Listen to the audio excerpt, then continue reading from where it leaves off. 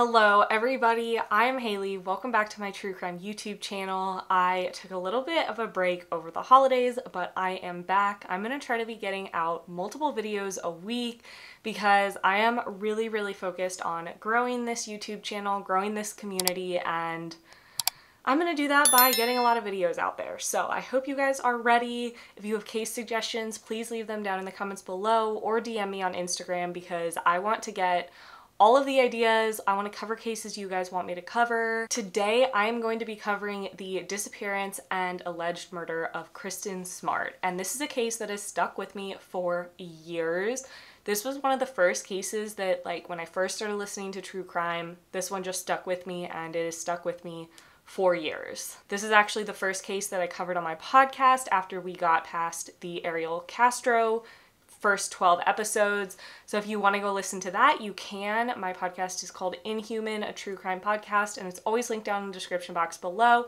So if podcasts are more your speed, go check out that episode. But this case is crazy because it has been unsolved for so many years, and there has been very recent movement in the case. There's even been more updates since when I recorded my podcast, so I'm going to share everything from the start to what we have the day that I'm recording this. So let's just get into it. Kristin Denise Smart was born on February 20th, 1977 in Bavaria, West Germany, to her parents, Stan and Denise Smart. Her family lived in Germany, but later moved to Stockton, California, which is kind of like the central part of California. So in Stockton, Kristin graduated from Lincoln High School in 1995, and then she was going on to study at California Polytechnic University in San Luis Obispo. It's also known as Cal Poly SLO or just SLO, which I'll probably be referring to it as SLO. And this is why this case, or one of the reasons why this case has stuck with me, because my sister actually was a student at Cal Poly SLO and I've been there multiple times. And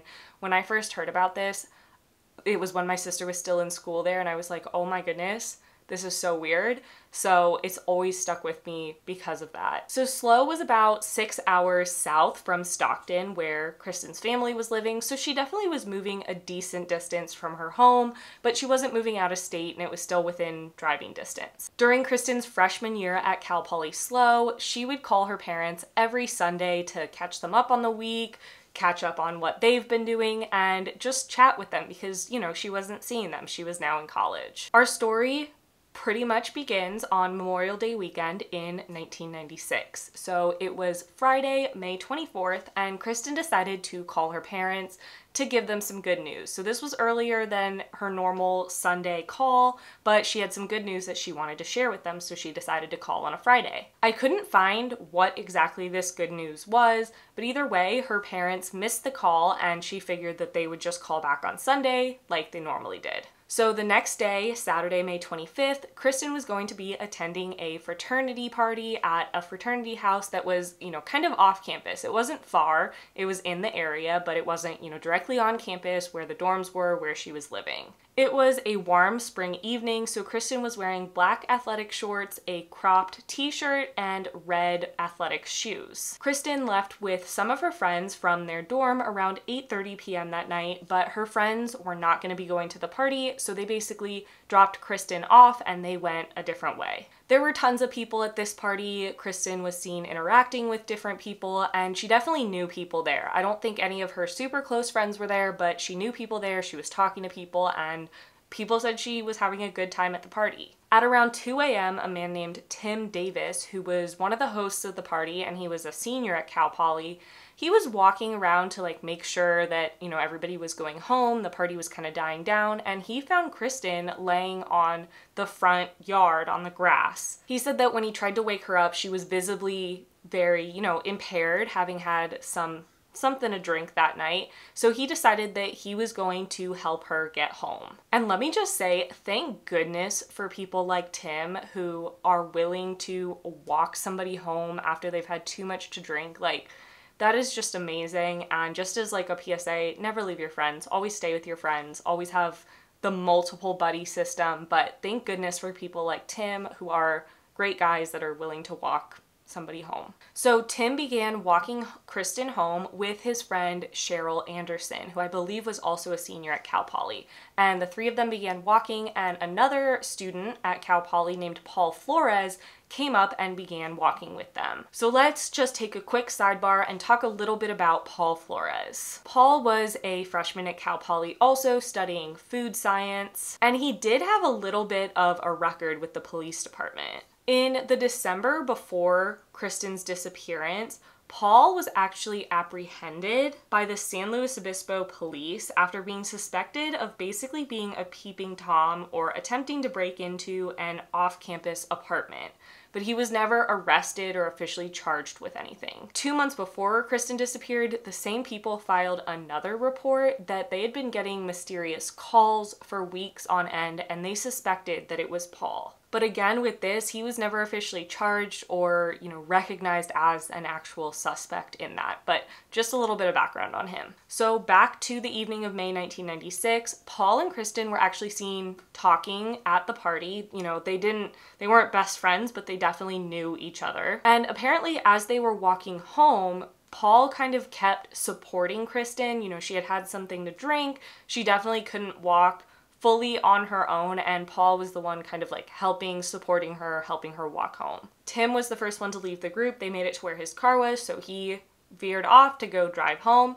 Then next, Cheryl hit her dorm, so she went over to her dorm, and then it was just Paul and Kristin walking towards their dorms. And as far as anyone knows, Cheryl is the last person to see Kristin alive besides Paul Flores. So in the direction that Kristin and Paul were walking, Paul's dorm came up first, so he later told police that he walked as far as his dorm. So his dorm was Santa Lucia Hall, and he was then gonna let her walk the rest of the way to her dorm, Muir Hall. And I actually asked my sister how far apart these dorms are, and they're kind of in the same dorm block, and Muir Hall is basically the next building over from Santa Lucia Hall. So it was about a 3-minute walk from where Paul claims that he parted from Kristin. So on May 27th, the Monday after this party, Jennifer Phipps, another student at Cal Poly, actually called the police department to report that Kristin was missing. But because it hadn't been long enough, I guess, they didn't start an actual report at that time, and she wasn't officially reported missing until May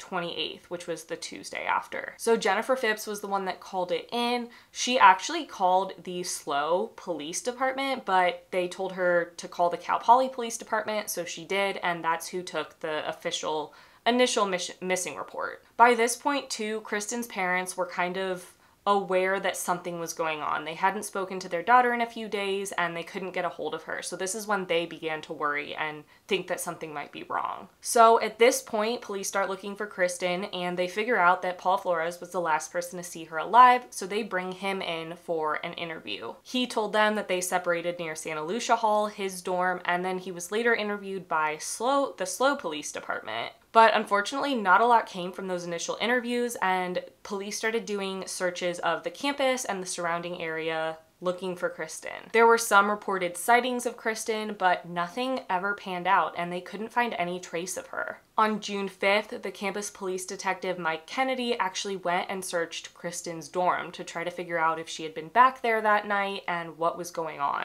They didn't find anything, and by this point, the semester was coming to an end and people were moving out. So they did search Paul Flores' dorm 5 days later, but he had already moved out, so they didn't find anything there either. On June 19th, Paul Flores was once again interviewed by some DA investigators, and this interview has gotten a lot of attention over the years. According to an article in the SLO Tribune, quote, "During the videotaped interview, Flores tells investigators that he lied when he previously stated he had received a black eye playing basketball. He says he actually received the injury while working on his truck." So this was a question that he had gotten in an initial interview. How did you get this black eye? He told investigators it was from an injury playing basketball, but during this next interview on June 19th, he told them it was from working on his truck. So he's changing his story. Also, during that interview, Paul Flores abruptly got up, walked out, and said he wouldn't answer any more questions, which it's just really suspicious in my opinion. And then on June 26th, a month after Kristin disappeared, the case was passed from the Cal Poly Police Department to the SLO Police Department. It was officially in their hands. A few days later, a massive search of the campus ensued. There were over 400 volunteers that came out to search for Kristin. They were searching in all different areas, but again, they didn't find anything. During this search, they also searched a local landfill, hoping they might find something that could lead to Kristin's location, but nothing was found. During this search, there were dogs trained to find human remains that came out, and 4 different dogs actually alerted to Paul Flores' dorm room and his mattress. So this definitely was interesting to investigators, but they couldn't find anything conclusive with that. They couldn't make any definitive assumptions because there was no physical evidence. After he moved out of the dorm, Paul Flores was living in his parents' home, not too far from Cal Poly SLO's campus, and a few days after this search of the campus and Paul Flores' dorm, authorities went and searched his parents' home, but again, didn't find anything. After this, a giant missing billboard was put up for Kristin, and this photo of the billboard it haunts me. Unfortunately, after this, there was not a lot of movement in the investigation. There were people that were subpoenaed to testify in front of a grand jury, and this included both Paul and his parents, but that grand jury went nowhere. They didn't vote to indict anyone. 6 months after Kristin's disappearance, her parents actually filed a wrongful death civil suit against Paul Flores. So this was a $40 million civil suit, and as a part of this, their attorney did interview witnesses to try to get more information. Unfortunately though, because the criminal investigation is still ongoing, that civil suit is still ongoing also to this day. So as I mentioned, Paul Flores, after he moved out of his dorm after his freshman year at Cal Poly, moved back in with his parents in Arroyo Grande, which is about 15 miles away from SLO. Paul's parents also had multiple rental properties in the Arroyo Grande area, and in March 1997, the Smart's lawyer began trying to search some of those properties. And then in May 1997, at the 1-year anniversary of Kristin's disappearance, the SLO County Sheriff basically said that there were no other suspects in the case other than Paul Flores. But at that time, they didn't have anything to link him to the crime and couldn't bring him in to even try him for anything. He was just a person of interest at this point. He wasn't even an official suspect because they just had nothing concrete.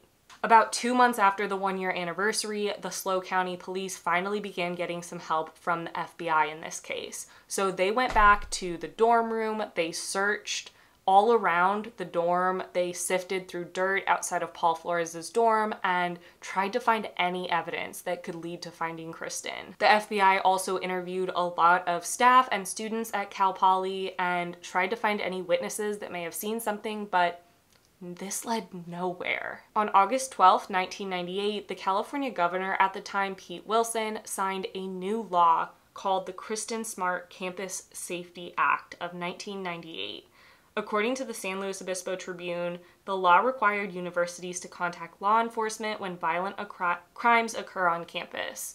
So this is because at first this was just reported to the Cal Poly SLO campus police, and this requires any potential violent crime to be reported to the SLO County Police. On May 25th, 2002, at the 5-year anniversary of Kristin's disappearance, she was legally declared dead. At that point, the case pretty much went cold and nothing happened for 15 years. So jumping way forward to May of 2016, at the 20th anniversary of Kristin's disappearance, the new SLO sheriff, Ian Parkinson, dedicated himself to solving Kristin's case. He said that he had been working on the case since he was elected in 2010, and at the 20-year anniversary, he said he was absolutely dedicated to solving this. He said that he was always in communication with Kristin's parents, giving them any updates, and in 2015, he actually assigned new detectives to the case to try to get some fresh eyes on it. He said he was also briefed on the case's progress every 2 to 3 weeks, which is not heard of for a sheriff for such a cold case, but this just shows you how determined he was to get this solved. On the 20th anniversary, Kristin Smart's family released a statement saying, quote, "She was a girl with dreams and visions for the future. We plan to find a way for them to live on." So, In September of that year, 2016, there was finally some new movement in the case. On September 6th, the SLO sheriff Ian Parkinson said that they were going to be excavating some areas on a hillside on the campus that is where the well-known Cal Poly P is. This is a common hiking trail for a lot of students. It's kind of behind the campus by a lot of the dorms. And I've actually been here, I've hiked up to there, and like I said, it's a very popular hiking trail for students. So Sheriff Parkinson said that a new lead strongly indicated that Kristin's remains could be buried on that hillside. So that's why they were going up there to excavate the area. And from my research, it really sounded like this new lead came from those new detectives being assigned to the case and getting fresh eyes on this case. So this hillside had been searched in the initial searches in 1996, but they hadn't ever excavated anything, they hadn't ever dug anything up, and this time they were going to be digging up 3 separate areas. These areas were all where FBI human remain detection dogs had alerted to on that hillside. By the end of the search, they had taken away bones and possible items of interest to be tested. But unfortunately, the bones were determined to be animal bones, and a year later, once all of the evidence was tested, officials say that the search was helpful but didn't find anything concrete. Now, moving forward to September 2019, an amazing human being named Chris Lambert started a podcast, an investigative podcast, deep diving into this case. This podcast is amazing. I highly recommend you go listen to it because it is crazy to listen to it unfold in real time. So the podcast is called Your Own Backyard, and as I said, Chris Lambert created it and did all the investigative work, and I will talk about a lot of, kind of what they found here, but there is so much more that I will not cover. So again, highly recommend you go listen to that. So Your Own Backyard basically alleges that Paul Flores killed Kristin and then called his dad to help him in the middle of the night. And then Paul Flores' parents helped him get rid of her body. It even brings up the point that Kristin's remains could even possibly be buried in one of the Flores' properties. So I'm going to share a few discoveries in this case that actually came directly from Chris Lambert's investigation for this podcast. Again, he is amazing. So the first thing that was discovered is something about Paul Flores' mother. Susan Flores apparently went into work the morning after Kristin disappeared, and she was complaining to a colleague that she had slept poorly because her husband had gotten a phone call in the middle of the night and had gotten up and left the house. So this led to the speculation that Paul Flores' father had left in the middle of the night to help Paul Flores get rid of Kristin's body. Okay, the next thing that was discovered was a potential piece of jewelry found on one of the Flores' properties. According to a CBS article, in October 1996, a woman named Mary Lassiter was renting Paul Flores' mother's house in Arroyo Grande when she found a woman's earring in the driveway. So she said that the jewelry appeared to match a necklace that Kristin Smart was known to have, and she was convinced that it may have been Kristin Smart's. She turned the earring over to the SLO sheriff's office, but that evidence ended up being lost. This has never officially been proven to be Kristin's earring, especially now that that evidence is just gone, but it's definitely very suspicious. Okay, I'm going to talk about one more discovery from the Your Own Backyard podcast, and this is the creepiest thing to me. When I heard this, all of the alarm bells in my head went off and I just couldn't believe it. And this is kind of what blew up the podcast theory and what really got all of this investigative work out there. So a tenant who had lived at Susan Flores' home for years said that she would hear a watch alarm beeping every morning at 4:20 a.m. Now, Kristin worked as a lifeguard at the Cal Poly pool at 5 a.m. every morning, so it's very possible that she would have had an alarm going off at 4:20. So this tenant heard that watch alarm going off at 4:20 every morning for the years that she lived in a home owned by Susan Flores, Paul's mother. So I don't know about you, but that is pretty damn compelling to me. It could be just a coincidence, but I don't know. Okay, so with that, there was a lot of speculation about what was in the backyard of the properties owned by the Floreses. There were some kind of sort of searches in the backyard, but it wasn't ever an official search. So I'm gonna go through the timeline of like the different searches that did happen. In June 2000, the SLO County Sheriff did get a warrant to search the backyard, but they couldn't like dig anything up or move anything. They basically were able to just look around the backyard. And at that time, they didn't have any cadaver dogs or anything with them.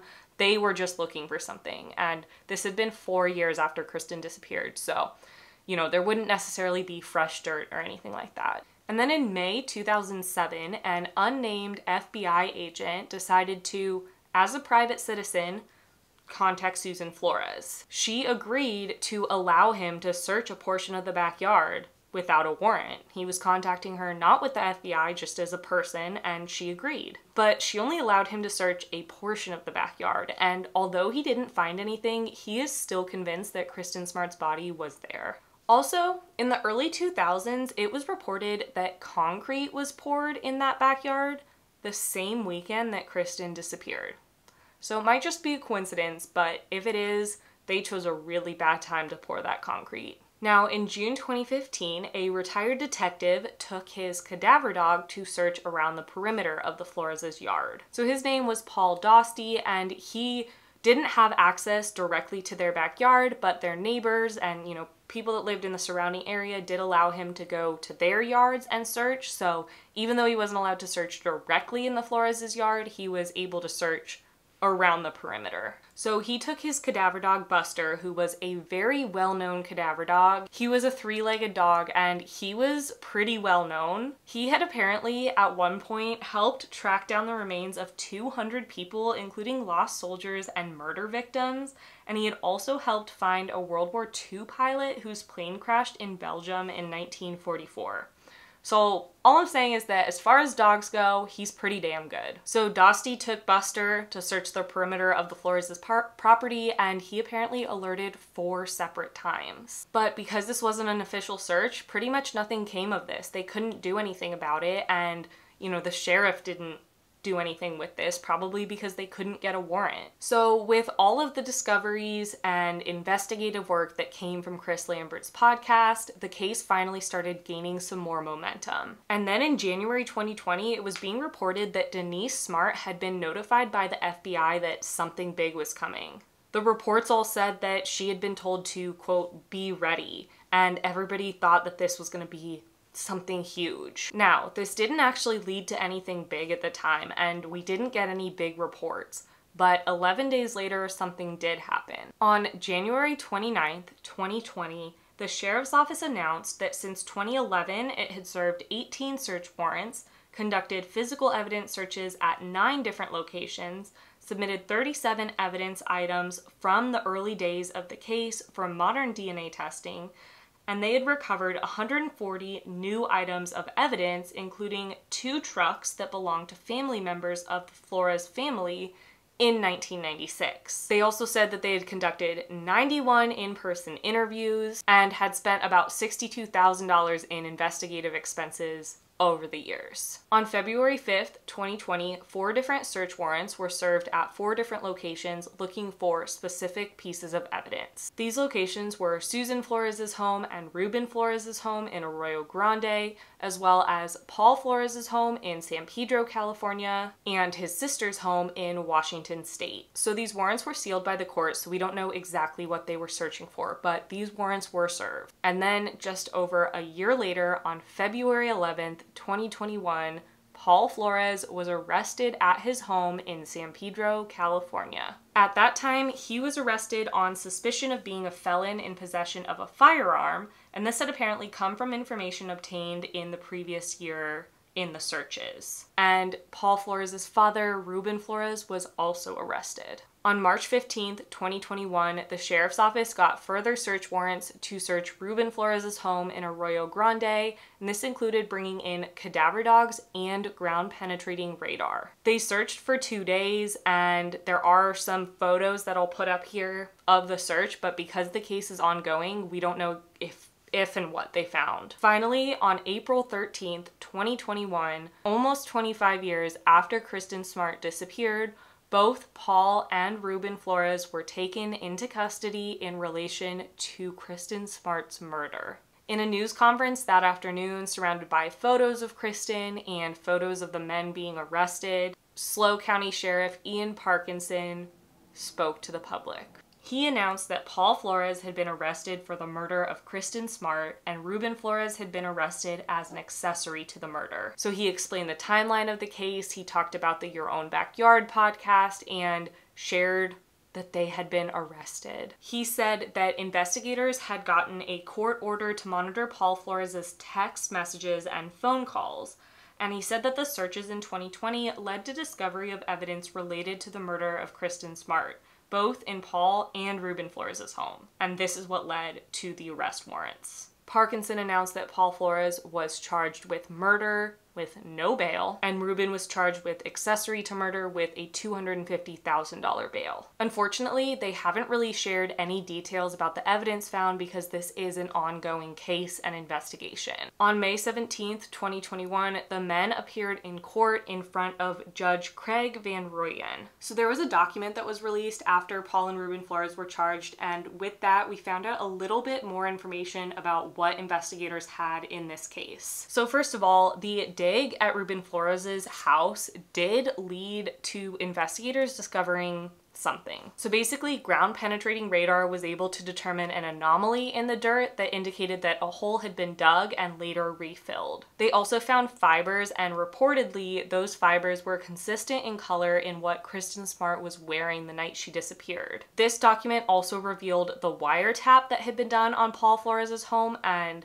this was like, I heard angels singing when I heard this. Apparently, Susan Flores, Paul's mother, was heard on a wiretap telling her son, quote, "The other thing I need you to do is to start listening to the podcast. I need you to listen to everything they say so we can punch holes in it. Wherever we can punch holes.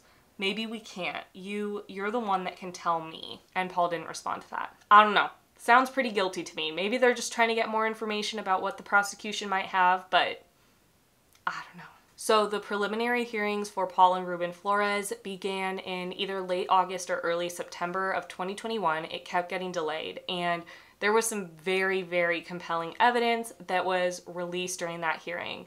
If you guys want, I can do a separate video on that. I'm not going to talk through it all here because I'm guessing that'll all come out in the trial, and I'll definitely do another video on the trial once that happens. So the preliminary hearing for Paul and Ruben Flores began on August 2nd, 2021 and lasted about a month and a half. This hearing included testimony from over 24 witnesses, including current and former detectives, former friends and acquaintances of both Paul and Kristin, cadaver dog handlers, and soil experts. Several people during this hearing recalled seeing Paul Flores walking Kristin Smart, who was visibly drunk, back to the dorms that night. Cadaver dog handlers that handled the dogs that searched the room not long after Kristin's disappearance testified that their dogs alerted to Paul's room, and forensic experts testified that they found human blood in the dirt beneath the deck of Ruben Flores' home in Arroyo Grande. They weren't able to detect DNA, but that's still compelling. During the closing arguments, the defense tried to say that the prosecution had no real evidence, but that didn't matter. Because on September 22nd, 2021, Judge Craig Van Rooyen ruled that there was sufficient evidence to move forward with the trial against both Paul and Ruben Flores. When explaining his decision, he said that he has a strong suspicion that Kristin Smart was murdered and buried under Ruben's deck. He said that he based his decision on the standard of probable cause, which is a lesser standard of proof than what will be used in the jury trial. He said that there was a lot of convincing evidence for him, but one big piece of that was how Paul actually minimized his interaction with Kristin. Apparently, Paul tried to say that he wasn't speaking with Kristin a lot that night and that he wasn't aware of how intoxicated she was. He also brought up how Paul had admitted to lying about how he got that black eye that I talked about, and the judge basically said that all of these lies show the consciousness of guilt. He also pointed to some of the actual physical evidence, including the dogs alerting to Paul Flores' room, and also dogs alerting to Ruben Flores' backyard and the anomaly found under the deck. and the soil testing positive for human blood. The judge said, quote, "Nothing links it definitively to Ms. Smart since no DNA was detected, but it leads to a reasonable suspicion that she was buried there." There is a gag order in place, so not a lot of comments or information was revealed after this, but that trial is happening and it is set to happen in April 2022. On October 20th, 2021, both Paul and Ruben Flores waived the right to a speedy jury trial. Both Paul and Ruben pleaded not guilty to their charges, and their trial has officially been set to begin on August 16th, 2022. And that is the case of Kristin Smart.